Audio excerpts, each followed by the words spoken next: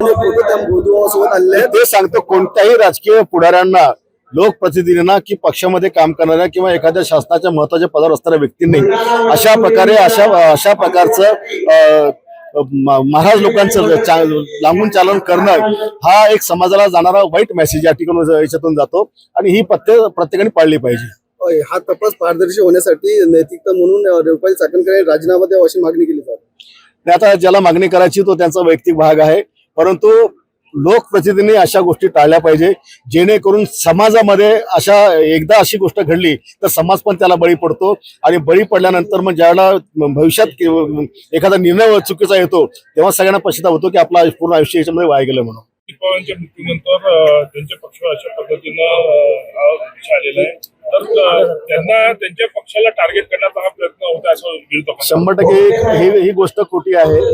अजितदादा गेले म्हणून असं काही घडलं. आता अजितदादा असते आणि हे फोटो आले असते तर तरी त्याचा आरोप झालाच असता, बरोबर ना. त्याच्यामुळे ते गेले म्हणून टार्गेट करायचं असं नाहीये. फक्त आपल्या राजकीय पक्षाच्या लोकांनी किती कुठं झुकायचं, किती कुठं लाचार व्हायचं याची काहीतरी सीमा ठरवली पाहिजे.